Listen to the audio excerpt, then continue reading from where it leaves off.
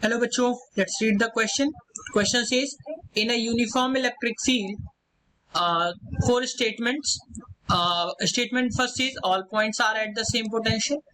Statement 2, no two points can have the same potential. Statement points separated by the same distance must have the same difference in potential. And statement 4, none of the above. So बच्चों यहाँ पे हम बात करेंगे solution की. Solution में हम देखेंगे की कॉन्सेप्ट. आपको बच्चों पता होना चाहिए कि इलेक्ट्रिक फील्ड की बात आती है तो इलेक्ट्रिक फील्ड जो है ये एक वेक्टर क्वांटिटी है. यानी कि अगर हम देखें कि कोई भी एक पॉइंट है या एक कोई पॉइंट चार्ज है जिसकी वजह से इलेक्ट्रिक फील्ड जो है सारी डायरेक्शंस में बन रही है.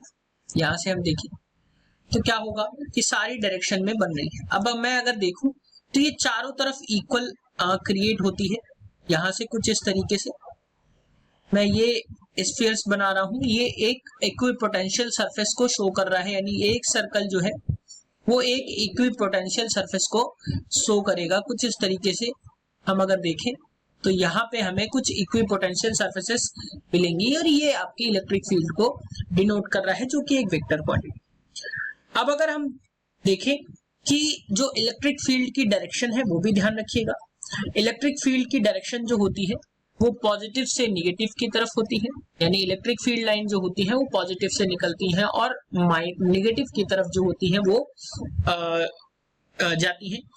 और अगर हम यहाँ से ध्यान रखें यहाँ पे एक कोई चार्ज होगा जिसकी वजह से इलेक्ट्रिक फील्ड जो है रेडियली आउटवर्ड्स जा रही है जो कि हर तरफ इक्वल है. अब अगर हम यहाँ से देखें तो all points are at the same potential. अगर हम फर्स्ट पॉइंट की देखें तो क्या है कि सर्कल्स की अगर हम बात करें तो क्या है कि हर सर्कल पे यानी कि एक सर्कल पे अगर हम बात करें तो यहाँ पे जितने भी यहाँ पे जितने भी पॉइंट्स आएंगे उनकी सबकी इलेक्ट्रिक फील्ड जो होगी वो इक्वल होगी क्योंकि यहाँ पे जितने भी पोटेंशियल्स होंगे वो कैसे होंगे. लेकिन अगर हम दूसरे सर्कल पे बात करें तो क्या होगा बच्चों कि यहाँ पे मिलने वाले सभी पोटेंशियल्स जो होंगे वो डिफरेंट होंगे. यानी कि ऑल पॉइंट्स जो होंगे वो सभी के पोटेंशियल जो होंगे वो डिफरेंट मतलब सेम नहीं हो सकते. तो ये स्टेटमेंट गलत है. उसके बाद अगर हम देखें no two points can have the same potential. बच्चों अगर हम यहाँ पे देखें तो E इज इक्वल टू जो रिलेशन डिनोट करता है वो V बाई आर डिनोट करता है. यानी कि अगर R को हम इक्वल रखें तो पोटेंशियल जो होंगे वो आपके कुछ जगहों पे एक कांस्टेंट इलेक्ट्रिक फील्ड में इक्वल भी मिल सकते हैं. यानी दो से ज्यादा अधिक पॉइंट्स के भी यहाँ पे पोटेंशियल जो है वो आपको सेम मिल सकते हैं. तो ये पॉइंट भी गलत है. उसके बाद अगर हम थर्ड की बात करें तो एक सेम डिस्टेंस से पॉइंट सेपरेटेड है तो उनका पोटेंशियल डिफरेंस जो होगा वो सेम होगा.